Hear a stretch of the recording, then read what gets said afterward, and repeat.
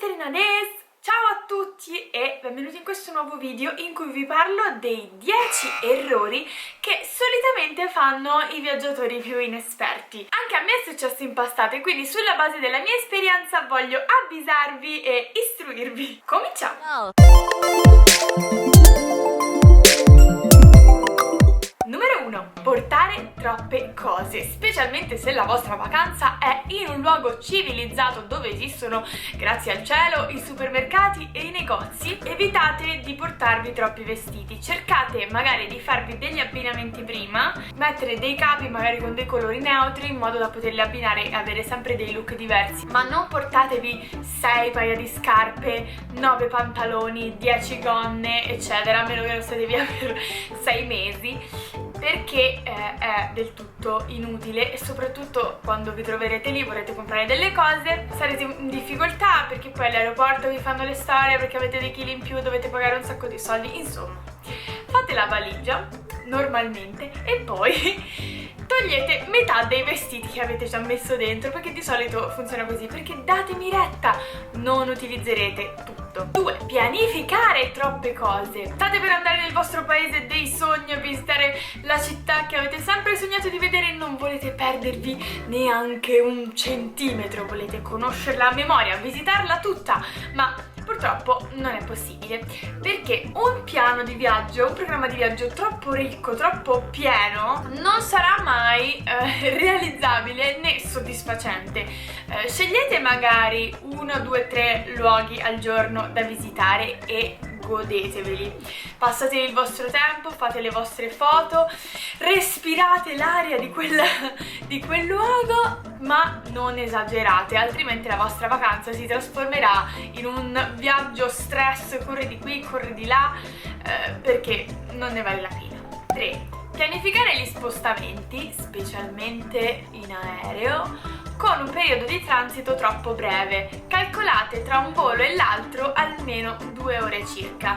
Minimo un'ora, però in realtà io sconsiglio un'ora, perché magari vi capita di atterrare in un aeroporto sconosciuto e enorme. Ci sono alcuni aeroporti che sembrano delle città da quanto sono grandi e il vostro gate ovviamente si trova dall'altra parte. E quindi per evitare corse affannose e perdite di volo e pianti nel bagno dell'aeroporto, calcolate sempre un bel po' di tempo di margine.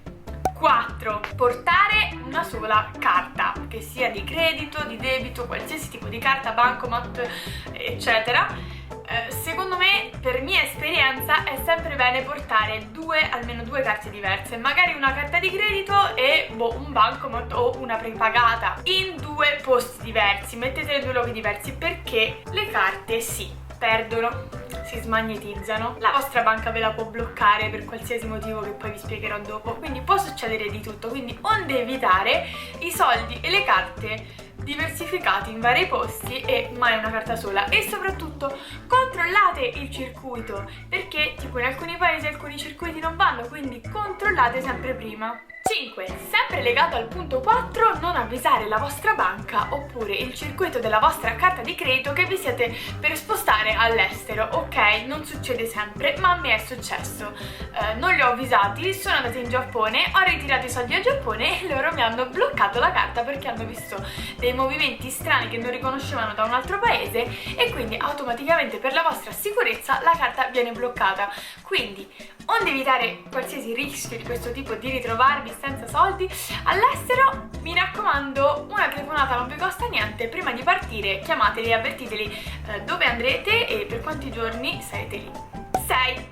Non comprare l'assicurazione. È bello pensare che non succederà mai niente di brutto nella nostra vita, ma purtroppo la realtà è un po' diversa.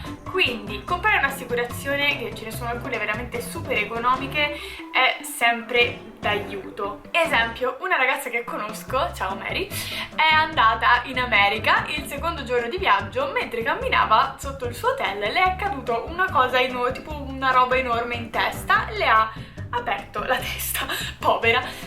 Meno male che lei aveva l'assicurazione, insomma, può succedere di tutto, scongiuriamo qualsiasi cosa, ma non si sa mai e in alcuni paesi la sanità costa veramente tantissimo, quindi vogliamo evitare di spendere migliaia di euro così nel nulla. 7. cosa mia personale, non è una cosa estremamente necessaria, però secondo me, dato che ne abbiamo la possibilità, non approfittarne è un po' stupido. Allora, io vi consiglio sempre di prendervi o una SIM o un pocket wifi, se siete magari in America o se siete in Asia, eccetera, o magari di controllare bene il data plan della vostra compagnia telefonica. In Europa a volte ci sono delle offerte molto convenienti, perché sì, si può girare benissimo senza internet, ma i vantaggi che ti dà avere una connessione internet all'estero non sono pochi, soprattutto perché in alcuni paesi, tipo in Asia, potete avere la SIM per tipo 10 euro. Alcuni di questi sono avere sempre Google Maps, avere la possibilità di contattare i vostri amici, i vostri familiari tramite WhatsApp. Alcuni offrono le chiamate nazionali, quindi se dovete chiamare, magari prenotare un ristorante o chiamare la polizia, potete farlo senza problemi, e ovviamente molte altre cose, chiamare un taxi, qualsiasi cosa, soprattutto perché noi siamo abituati a vivere la nostra vita di tutti i giorni connessi con il telefono, o perlomeno una buona parte di noi. Vi assicuro che ritrovarsi in un paese straniero con le cartine, ok, bello, romantico, quanto volete, però perdete un sacco di tempo. Quindi secondo me l'acquisto di una SIM è sempre utile, anche perché non è detto che troverete sempre dei wifi aperti. Sempre meglio attrezzarsi prima. 8.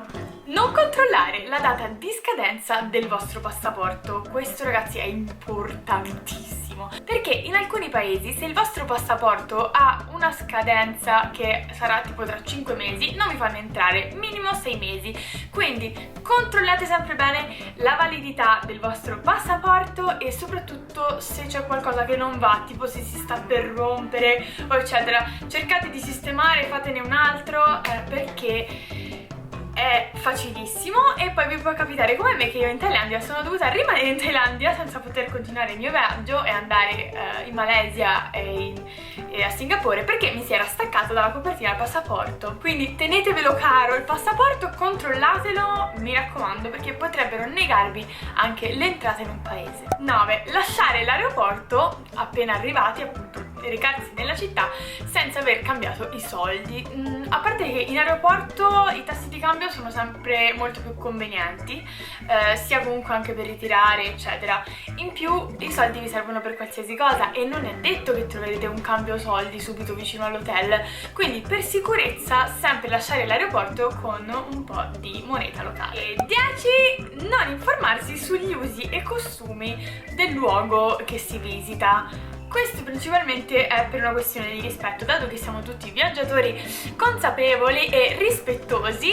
Informarsi un po' su cosa si può fare e cosa non si può fare è bene. Questo anche per evitare di incorrere in alcune multe. Un altro esempio, in Giappone, sì, scusatemi, parlo spesso di Giappone, ma come sapete lo conosco molto bene, non si può fumare fuori. Non in tutti i luoghi, perlomeno, solo in quelli nelle aree designate, le smoking area. Se fumate da qualche altra parte, fuori, vi fanno una multa incredibile.